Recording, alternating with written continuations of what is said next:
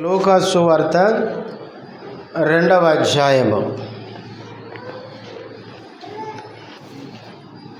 లూకా సువార్త 2వ అధ్యాయము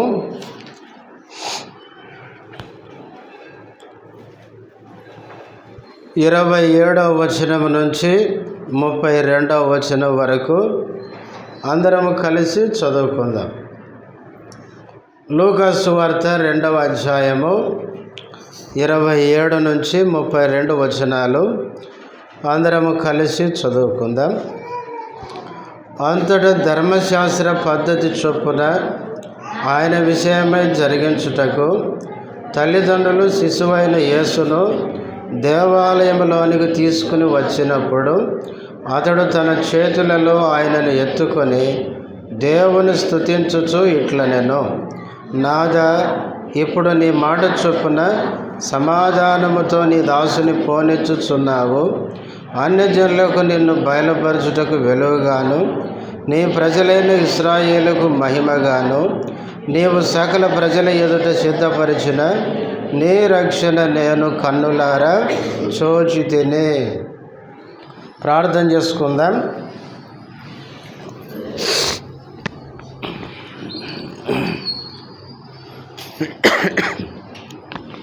ప్రేమ కలిగిన మా పరలోకపు తండ్రి, పరిశుద్ధుడమైన దేవ, యేసయ్య ఘనమైన నామములో వందనములు, స్తోత్రాలు. ఇంతవరకు పాటల ద్వారా నిన్ను మహిమపరచడానికి సహాయపడుతూ వచ్చినందుకు స్తుతిస్తుంటున్నాం. ఆరాధనలో ప్రవేశించక మునుపు చదవబడిన వాక్య భాగములో నుంచి ఆరాధన కొరకై మాకు కావలసిన నీ మాటలు మాకు దయచేయమని, నీ దాసుడు బలహీనుడు బలపరచుము, నీ మహిమ కొరకు వాడుకొనమని చేరువచ్చిన మీ బిడ్డలందరిని బట్టి స్తోత్రాలు. ఇంకా రావలసిన వారిని నడిపించమని స్తుతించి యేసుక్రీస్తు నామములో ప్రార్థించి వేడుచున్నాము తండ్రి, ఆమేన్.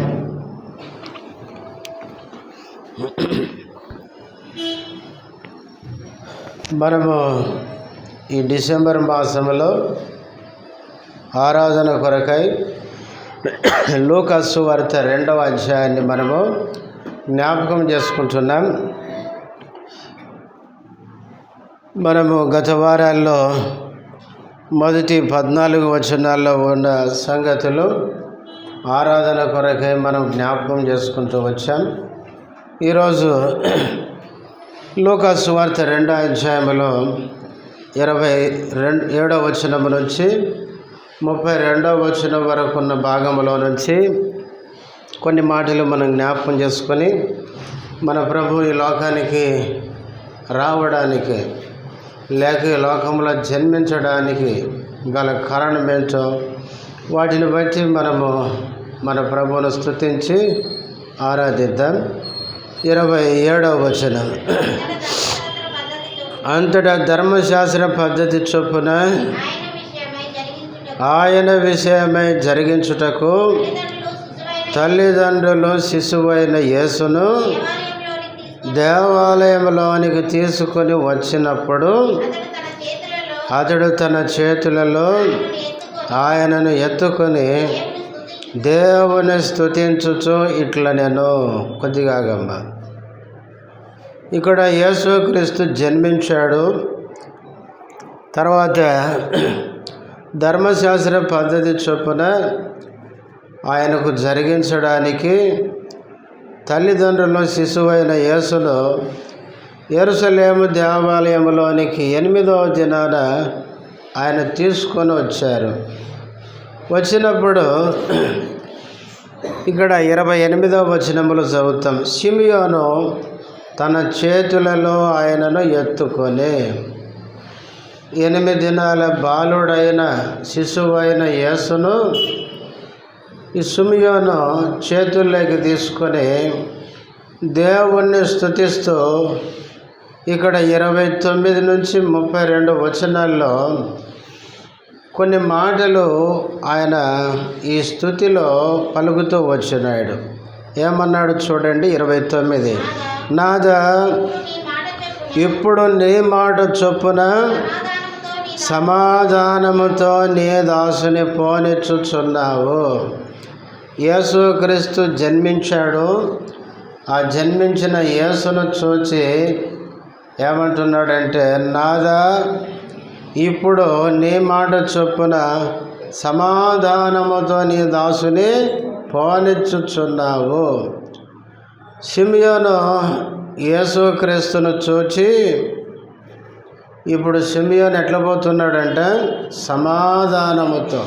అంటే యేసుక్రీస్తు కనుక ఈ లోకంలో జన్మించకపోతే ఈ లోకంలో ఏమి లేదండి, మనిషికి సమాధానము లేదు. అంటే యేసుక్రీస్తు ఈ లోకంలో జన్మించడం ద్వారా ఆయన మనకు సమాధానాన్ని ఇచ్చినాడు. తర్వాత 32వ వచనం, అన్యజనులకు నిన్ను బయలుపరచుటకు వెలుగుగాను నీ ప్రజలైన ఇశ్రాయేలుకు మహిమగాను నీవు సకల ప్రజల ఎదుట సిద్ధపరిచిన నీ రక్షణ నేను కన్నులార చూచి తిని. ఈ చివరి 32వ వచనంలో 3 పదాలు ఉపయోగించున్నాడు. యేసుక్రీస్తు చేతుల్లో ఉండగా ఆయన చూస్తూ అన్యజనులకు నిన్ను బయలుపరచుటకు ఈయనెవరు? వెలుగుగాను. యేసుక్రీస్తు ఎవరండి? అన్యజనులకు వెలుగు. మొదటిగా యేసుక్రీస్తు మానవాళికి సమాధానం ఇచ్చిన సమాధానకర్త. రెండవది అన్యజనులకు దేవుణ్ణి బయలుపరిచిన వెలుగైన దేవుడు క్రీస్తు. తర్వాత కింద అంటాడు, నీ ప్రజలైన ఇశ్రాయేలుకు ఎవరు? మహిమగాను. ఇశ్రాయేలుకి యేసుక్రీస్తు ఏమిచ్చేవాడంట? మహిమనిచ్చేవాడు. చివరిగా నీవు సకల ప్రజల ఎదుట సిద్ధపరిచిన నీ రక్షణ నేను కన్నులార చూచి తిని. ఈ చిన్న శిశువైన యేసుని చూసి ఏమంటున్నాడు? రక్షణ అంటున్నాడు. యేసుక్రీస్తు ఎవరంటే మన రక్షణ. ఆయన మన రక్షణ కొరకు వచ్చిన రక్షకుడు. ఇక్కడ 4 పదాలు ఉపయోగించినాడు సిమియోను. ఒకటి సమాధానము. ఈయనను చూసిన తర్వాత నాకేం దొరికింది? సమాధానము. సమాధానముగా నీ దాసుని పోనిచ్చుచున్నావు అన్నాడు. ఒకటి సమాధానం. రెండవది అన్యజనులకు వెలుగు. యేసుక్రీస్తు మనకెవరు? వెలుగు ఇవ్వడానికి వచ్చినాడు. మూడవది ఇశ్రాయేలు ప్రజలకి మహిమ. మూడవ మాట మహిమ ఇవ్వడానికి వచ్చినాడు. నాలుగవది దేవుడు మన కోసం సిద్ధపరిచిన రక్షణ. యేసుక్రీస్తు మనందరినీ రక్షించడానికి వచ్చిన రక్షకుడు. ఈ 4 మాటలు మనం గుర్తు చేసుకొని ఈ మాటలను బట్టి మనం ప్రభువును స్తుతించి ఆరాధిద్దాం. ఒకటి సమాధానం, 2 వెలుగు, 3 మహిమ, 4 రక్షణ. యేసుక్రీస్తు ఈ లోకానికి వచ్చిన ఉద్దేశము ఏంటంటే మనకు సమాధానం ఇవ్వడానికి, మనకు వెలిగించేదానికి, మనకు మహిమ ఇవ్వడానికి, మనల్ని పాపం నుంచి రక్షించడానికి వచ్చినాడు. కనుక ఈ 4 మాటలు మనం క్లుప్తంగా జ్ఞాపకం చేసుకొని ఆ మాటలు మన హృదయంలో ఉంచుకొని మన ప్రభువును స్తుతించి ఆరాధిద్దాం. యేసుక్రీస్తు జన్మించింది ఎందుకంటే ఈ లోకంలో ఉండే మానవునికి ఏమి ఇవ్వడానికి? సమాధానం ఇవ్వడానికి. ఈ లోకంలో మానవుడు చేసిన పాపాన్ని బట్టి మనిషికి ఏమి లేదండి? సమాధానం లేదు. లోకంలో మనిషికి అన్నీ ఉన్నాయి కానీ ఏమి లేవండి? హృదయంలో సంతోషం, సమాధానము లేదు. అందుకే చాలాసార్లు ఎంత మంచి ఇల్లు ఉన్నా, మంచిగా ఆస్తులున్నా, చాలా డబ్బులున్నా ఏం చేసుకుంటారండి? సూసైడ్ చేసుకుంటుంటారు. వాళ్ళ గురించి పేపర్లు రాస్తుంటారు. ఏమని? వీళ్ళకేమీ లేదు, మనశ్శాంతి లేదు అని. ఈ లోకంలో మనిషికి అన్నీ ఉన్నాయి కానీ మనిషి హృదయంలో ఏమీ లేదండి?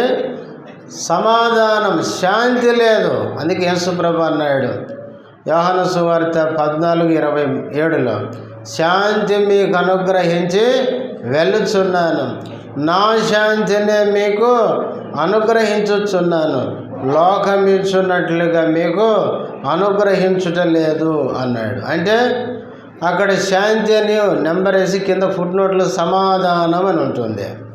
శాంతి అన్న సమాధానం అన్న ఒకటే.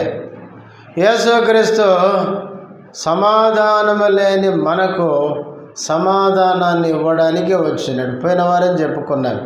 యేసు జన్మించినప్పుడు దూతలందరూ ఏం చేశారు? పాట పాడినారు. ఏమని? సర్వోన్నతమైన స్థలములలో దేవునికి మహిమ, ఆయనకి ఇష్టలైన వారికి భూమి మీద సమాధానము కలుగునుగాక అని. యేసుక్రీస్తు ఈ లోకములో మనకు సమాధానం ఇవ్వడానికి వచ్చినాడు. రెండవది, ఆయన అన్యజనులకు నిన్ను బయలుపరచుటకు ఎవరంటే వెలుగుగాను. యేసుక్రీస్తు ఈ లోకానికి ఎందుకు వచ్చాడంటే వెలుగుగా వచ్చినాడు. ఈ వెలుగైన క్రీస్తు దేవుణ్ణి ఏం చేయడానికి? అన్యజనులకి బయలుపరచడానికి. ఒక విషయాన్ని మనం గుర్తుపెట్టుకోవాలి. యేసుక్రీస్తు గనుక ఈ లోకానికి రాకపోతే దేవుడు ఎవరో మనుషులకి అర్థమయ్యేది కాదు. యేసుక్రీస్తు ఈ లోకానికి ఎందుకు వచ్చాడు అంటే పరలోకములో ఉన్న దేవుణ్ణి మనకు బయలుపరచడానికి. చూడండి, యోహాను సువార్త 1వ అధ్యాయం. యోహాను సువార్త 1వ అధ్యాయం 18వ వచనం. ఎవరును ఎప్పుడైనను దేవుని చూడలేదు, తండ్రి రొమ్ముననున్న అద్వితీయ కుమారుడే ఆయనను బయలుపరచెను. తండ్రిని ఎవరు ఎప్పుడు ఏం చేయలేదంట? చూడలేదంట. పరలోకములో ఉండే దేవుణ్ణి ఎవరు ఎప్పుడు చూడలేదు. ఇప్పుడు చూడండి, మనం సూర్యుని చూస్తామండి. మన 2 కళ్ళతో కాసేపు సూర్యుని చూస్తే ఏమైంది? మన కంటి చూపు పోద్ది. ఇట్లాంటి సూర్యులు, కోటి సూర్యులు కలిపిన దేవుని యొక్క వెలుగుతో సమానము కాదు. బైబిల్లో పౌలు తిమోతికి రాస్తూ అంటాడు, సమీపింపరాని తేజస్సులో అంటాడు. ఎలాంటి తేజస్సు, వెలుగు అంటే మనిషి అక్కడికి ఏం చేయలేడు? సమీపింపలేడు. అంత గొప్ప వెలుగులో ప్రకాశించే దేవుడు. అలాంటి దేవుణ్ణి ఎవరు ఎప్పుడూ చూడలేదు. అయితే తండ్రి రొమ్మున ఉన్న ఈ యేసుక్రీస్తు ఈ లోకానికి వచ్చి తండ్రి అయిన దేవుణ్ణి మనందరికీ ఏం చేశాడు? బయలుపరిచాడు. ఇప్పుడు దేవుణ్ణి ఒక వ్యక్తి తెలుసుకోవాలంటే యేసుక్రీస్తు ద్వారా తప్ప వేరే మార్గమే లేదు. ఎందుకంటే పౌలు కూడా అన్నాడు, పరలోకములో ఉన్న దేవుని యొక్క ప్రతిబింబమే ఎవరండి? యేసుక్రీస్తు. కనిపించని దేవుడు ఉన్నాడు, ఆ దేవుని యొక్క ప్రతిబింబం ఎవరండి? యేసుక్రీస్తు. చూడండి, కొలస్సీలకు రాసిన పత్రిక 1వ అధ్యాయం 18వ వచనం. కొలస్సీలకు రాసిన పత్రిక 1వ అధ్యాయము 15వ వచనం. ఆయన అదృశ్య దేవుని స్వరూపి అయి సర్వ సృష్టికి ఆది సంభూతుడై ఉన్నాడు. యేసుప్రభు ఎవరంట? అదృశ్య దేవుని స్వరూపి అయి. దేవుడు ఎవరండి? అదృశ్యుడు. అదృశ్యుడంటే కనిపించని వాడు.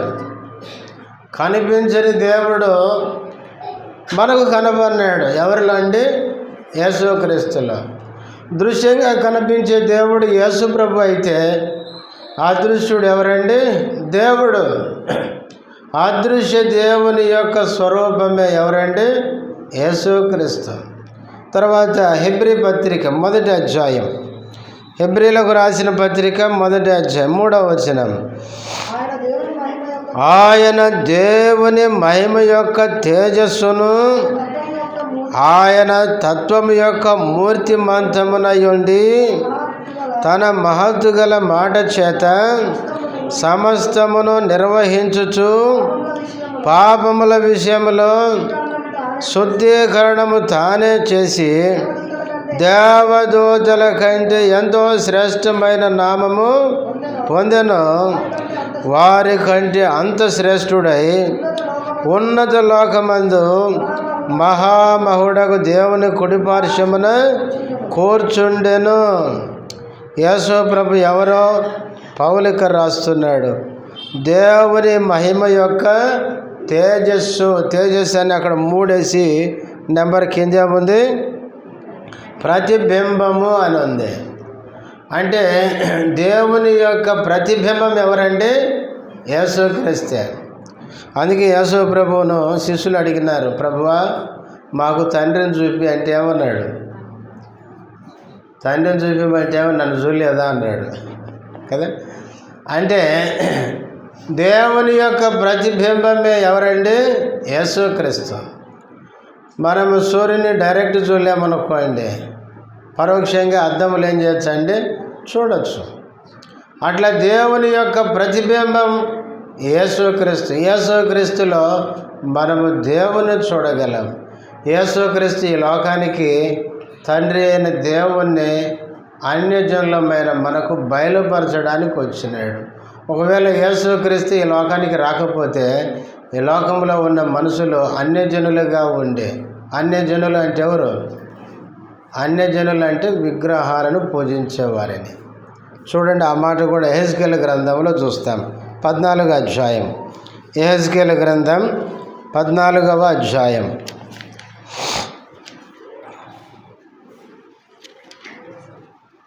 5వ వచనం. తమ విగ్రహముల మూలముగా చాలు అన్యులంటే ఎవరండి? విగ్రహారాధికులు అన్నమాట. బైబిల్లో ఇశ్రాయేలు ప్రజల గురించి దేవుడు చెప్పిన మాట, విగ్రహములను మూలముగా తమ విగ్రహముల మూలముగా నాకు వాళ్ళు ఏమైనారు? అన్యులైరి. దేవుని ప్రజలైనప్పటికీ దేవుని విడిచి విగ్రహాల వైపు తిరిగిన కారణము చేత దేవుని దృష్టిలో వాళ్ళు ఏమైపోయారంట? అన్యులైపోయినారు.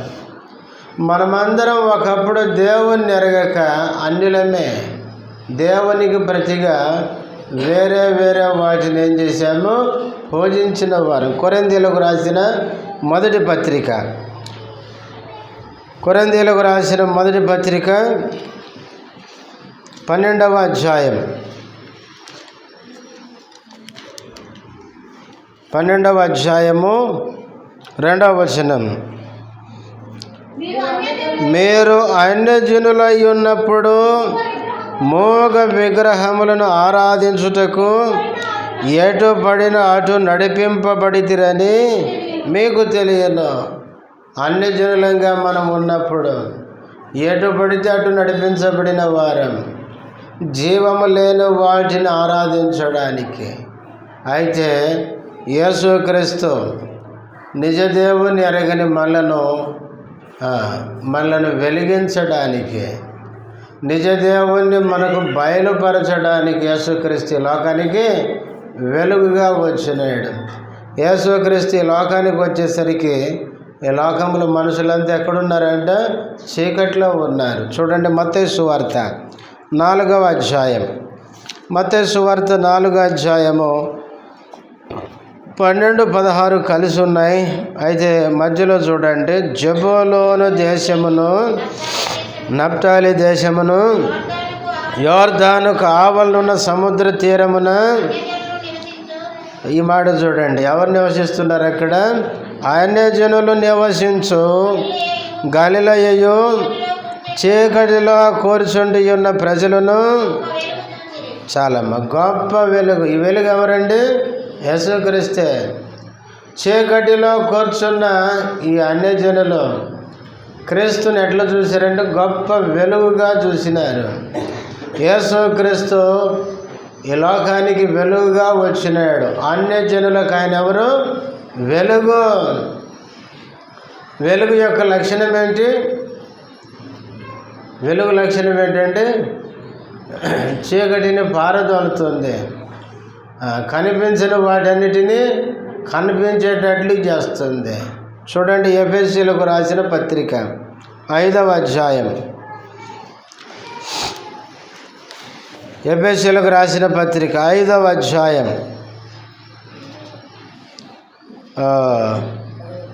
ఎన్నో వచనం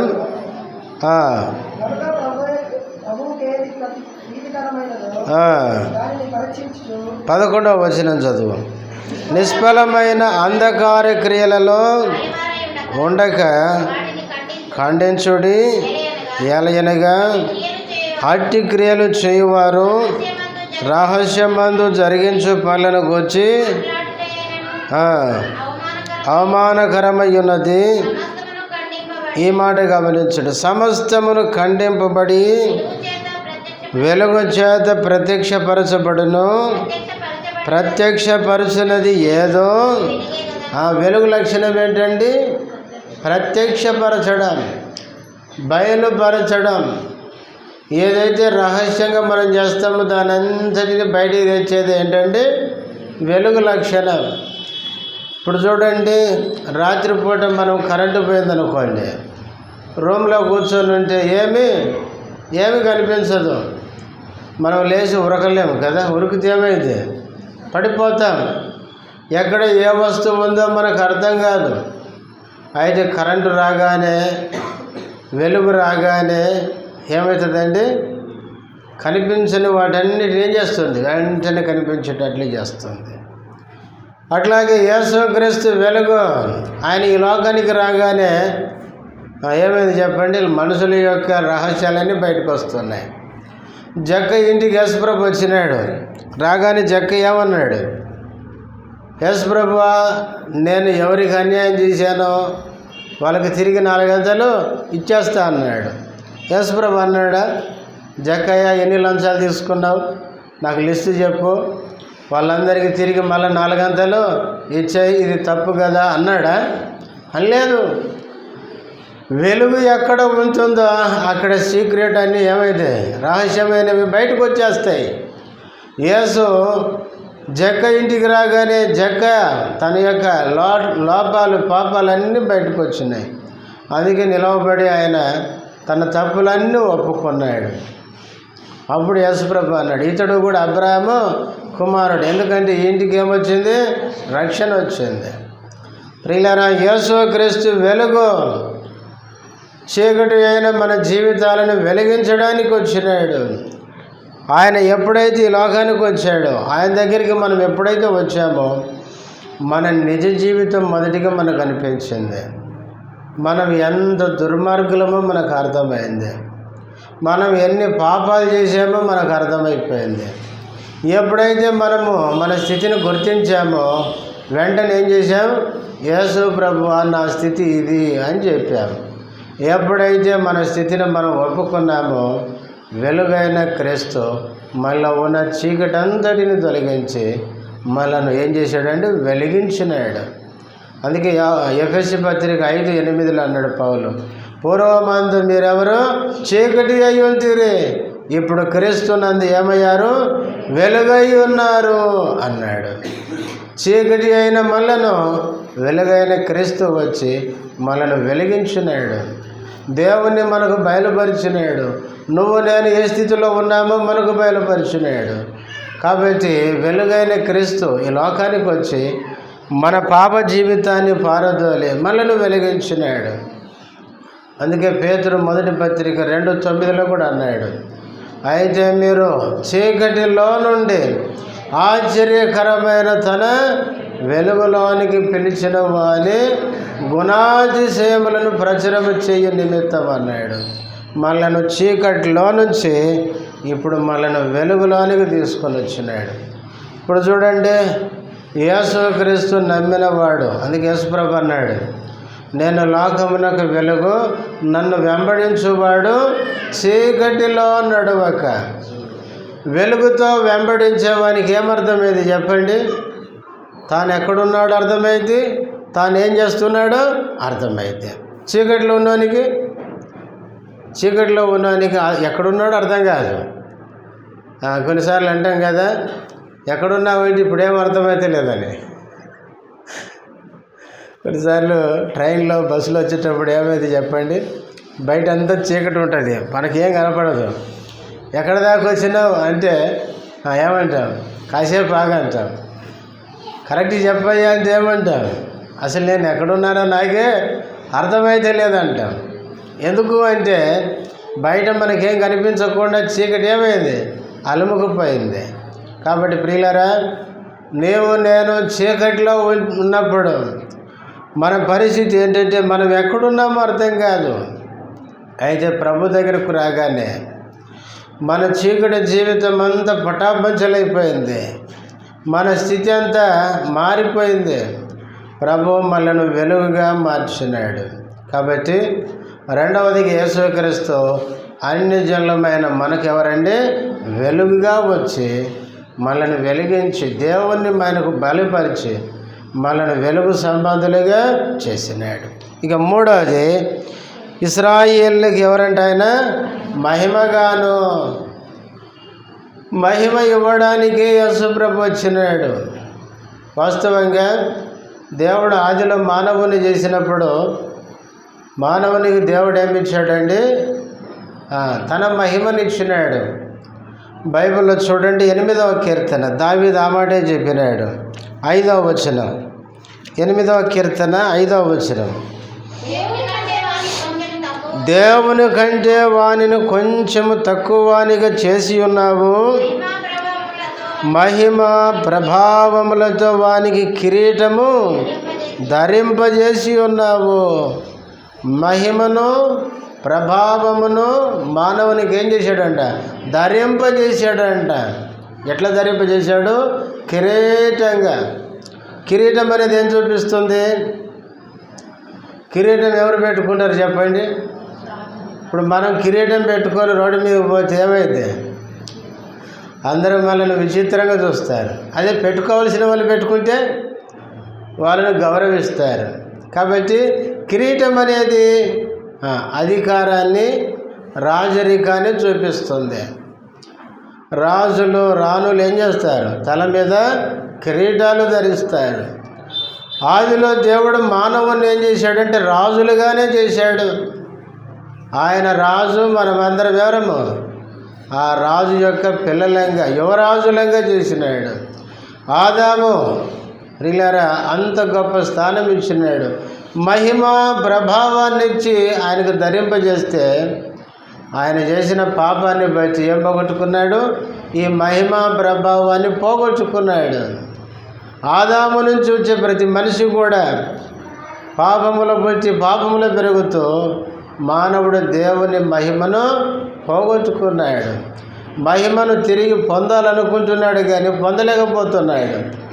రామపత్రిక 3:23 పౌలు అన్నాడు, ఏ భేదము లేదు, అందరూ పాపము చేసి దేవుడు అనుగ్రహించు మహిమను పొందలేకపోతున్నారు. దేవుని మహిమ పొందలేకపోతున్నారు. అయితే యేసుక్రీస్తు ఈ లోకానికి ఎందుకు వచ్చాడంటే మనం ఏదైతే ఆదాములో మహిమను పోగొట్టుకున్నామో అది తిరిగి ఏం చేయడానికి?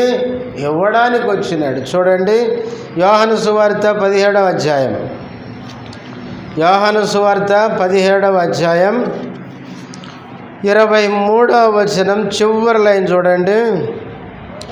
లోకము తెలుసుకొనున్నట్లు నాకు అనుగ్రహించిన మహిమను వారికి ఇచ్చి తిని. యేసుప్రభు ఏమంటున్నాడంటే తండ్రికి ప్రార్థన చేస్తూ, నువ్వు నాకు ఇచ్చిన మహిమ నేనెవరికి ఇచ్చాను?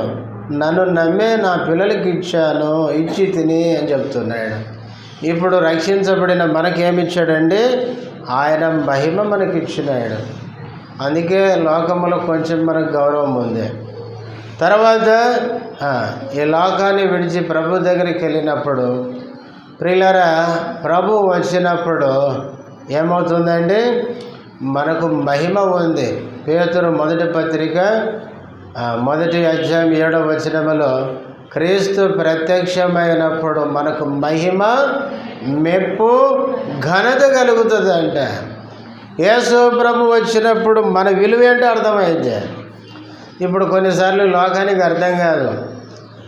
చాలామంది ఏమనుకుంటారంటే ఆదివారం వీళ్ళకేం పని లేదు, చర్చికి పోయి ఆడపోయి ఏం చేస్తారు?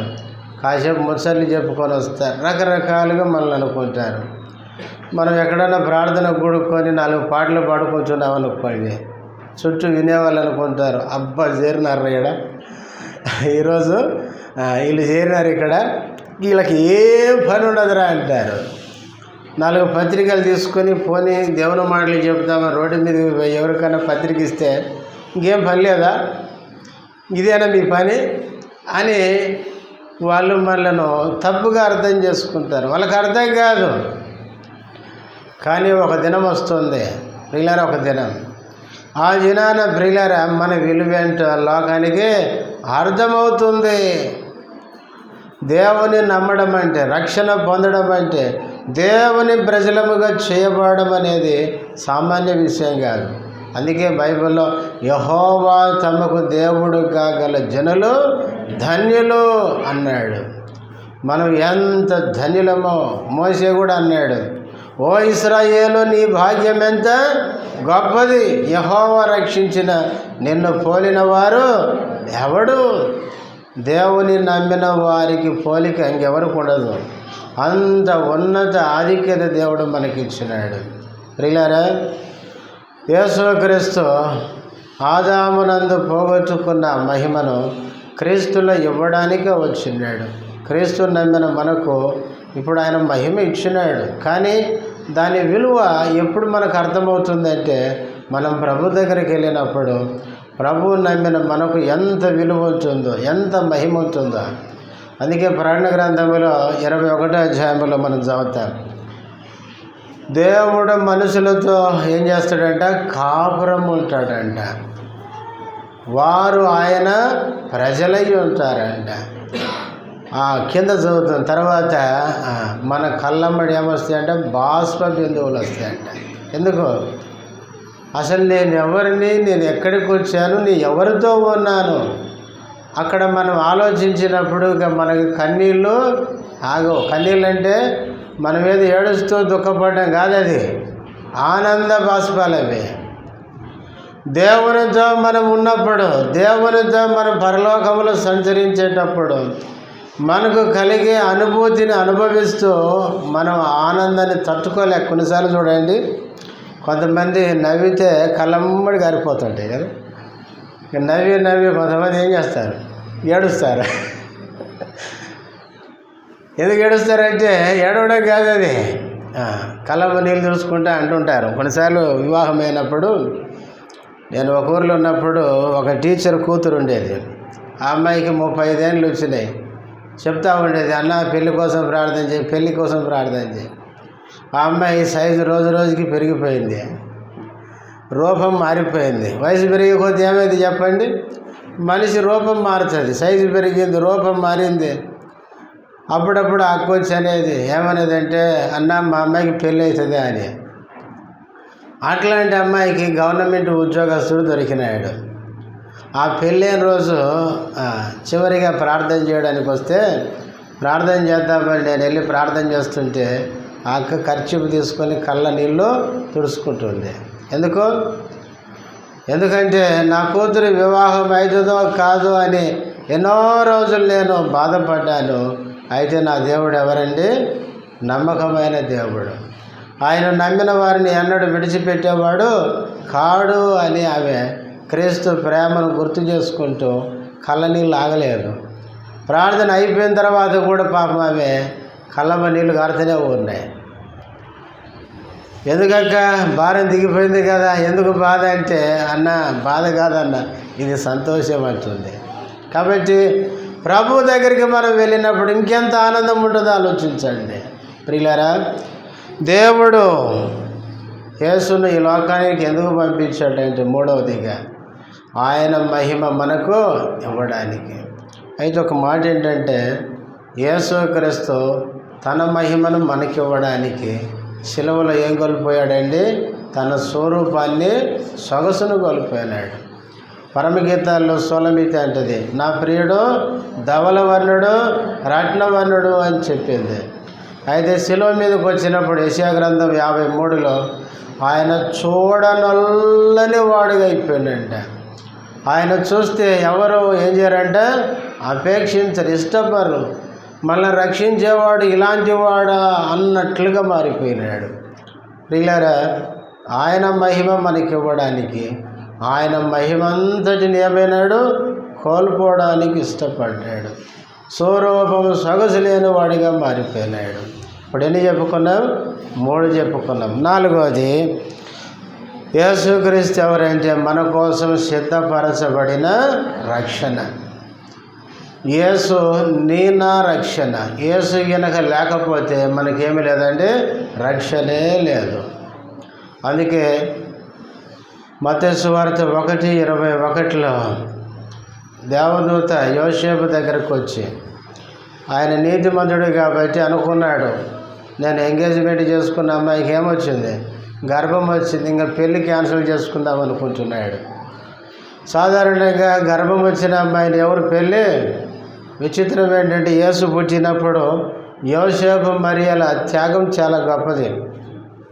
ఈ రోజుల్లో అమ్మాయిలకినైతే ఏమనే వాళ్ళు చెప్పండి? గబ్రియల్ దూత వచ్చి, దయాప్రాప్తురాల నీకు శుభం, ఎంగేజ్మెంట్ ఒకటి అయిపోయింది కానీ గర్భం వస్తుంది అని చెప్పింది. ఇప్పుడు మరి ఏమనాలి చెప్పండి? దూతగారండి నీకు ఒక నమస్కారం, ఈ బాధ నేను పడలేను, నాకు ఎంగేజ్మెంట్ అయింది, నేను పెళ్లి చేసుకోవాలి, నేను సుఖపడాలి, నాకంటూ ఒక కుటుంబం కావాలి, కాబట్టి ఎవరినైనా ఎంచుకోగాని ఈ బాధ నేను పడలేను అని మనం తప్పించుకునేవాళ్ళం. మరి అనింది, దూత చెప్పిన వెంటనే ఏమనింది? నీ మాట చొప్పున నాకు జరుగును గాక. మనం అంటాం ఆ మాట, ఎంత కష్టం. అది జరిగిన వెంటనే యోసేపుకు అటు ఇటు పోయి ఆయనకు తెలిసిపోయింది, చేసుకునే అబ్బాయికి తెలిసిపోయి ఆయన ఏం చేసినాడు? నీతిమంతుడి కనుక రహస్యంగా విడిచిపెడదాం అనుకున్నాడంట. అనుకొని ఆయన మెల్లగా నిద్రలోకి పోతే కలలో ఎవరు వచ్చారండి? దేవుని దూత వచ్చి, యోసేపు మరియను చేర్చుకోవడానికి నువ్వు భయపడొద్దు, ఆమెకు గర్భం వచ్చింది పరిశుద్ధాత్మ వలన, ఆమె తప్పు చేయలేదు, నీతిమంతురాలు, కన్యక, మరియ మంచిది అని దూత వచ్చి చెప్పింది. ఒకవేళ ఆ రోజు మనుషులు వచ్చి చెప్తే యోసేపు ఒప్పుకోడేమో. అందుకే దేవుడు దూతను పంపించి ఆ విషయం చెప్పిన తర్వాత బైబిల్లో ఉంది. యోసేపు మరియను ఏం చేశాడు? చేర్చుకొనేను. నిజంగా చేర్చుకున్నప్పుడు యోసేపుకి ఎన్ని నిందలు కదా. యోసేపుని ఏమంటారు? ఒరే నీ భార్య కడుపు వచ్చిందంటే పెళ్ళి ఎట్టు చేసుకుంటారో నువ్వు అంటే ఎంత అవమానం యోసేపుకి. కానీ మరియ యోసేపుని త్యాగమే రక్షకుడు ఈ లోకములో జన్మకు కారణము. ఆ రక్షకుడు ఈ లోకములో జన్మించాడు కనుక నీకు నాకు ఏం దొరికిందంటే రక్షణ దొరికింది. ఆ రక్షకుడు మన కోసం సిలువలో ప్రాణం పెట్టి రక్తం కార్చి చనిపోయి తిరిగి లేచినాడు. ప్రియులారా, ఆయన నీ కొరకు నా కొరకు సిద్ధపరచబడిన రక్షణ. యేసుక్రీస్తు ఈ లోకానికి ఎందుకు వచ్చాడంటే, 1 మనకు సమాధానం ఇవ్వడానికి, 2 మనను ఏం చేయడానికి? వెలిగించడానికి, వెలుగుగా, 3వది మనకు మహిమ ఇవ్వడానికి, కోల్పోయిన మహిమను తిరిగి ఇవ్వడానికి, 4వది నిన్ను నన్ను రక్షించడానికి రక్షకుడు. అందుకే మత్తయి 1:21 ఆ దూత చెప్పినాడు, ఆమె యొక్క కుమారుని కనను, తన ప్రజలను వారి పాపముల నుండి ఆయనే అంటే ఆ మాట ఏంటంటే ఇంకా వేరే ఆయన లేడు అని. అందుకే యోహాను సువార్త చదివేటప్పుడు నేనే అనే పదం పదే వస్తుంది. నేనే అనే పదం యోహాను సువార్త 4వ అధ్యాయంలో సమరయ స్త్రీతో అంటాడు యేసు ప్రభు, ఆ మెసియాను నేనే అంటాడు. తర్వాత పరలోకము నుంచి దిగి వచ్చిన జీవాహారము నేనే 6వ అధ్యాయంలో అంటాడు. తర్వాత 7వ అధ్యాయంలో దప్పికొన్న వాళ్ళు నా దగ్గర రండి, జీవజలము నేనే. తర్వాత 10వ అధ్యాయంలో గొర్రెలు పోవు ద్వారము నేనే. 11వ అధ్యాయంలో సమాధి దగ్గర, లాజరు సమాధి దగ్గర పునరుద్ధానం, జీవము నేనే. 14:6 అంటాడు, నేనే మార్గం, నేనే సత్యం, నేనే జీవం. యోహాను సువార్తలో యేసు ప్రభు నేనే అంటాడు. నేనేంటి అర్థం ఏంటంటే ఇంకా రక్షకుడు నేను తప్ప ఇంకొకరు లేరు. కాబట్టి ఆ రక్షకుడు మన కోసం వచ్చి మనల్ని రక్షించిన ఆ ప్రేమను బట్టి మన రక్షకుని కొంతసేపు స్తుతించి ఆరాధిద్దాం. అందరం లేచి నిలబడి చిన్న పాట పాడుకుందాం.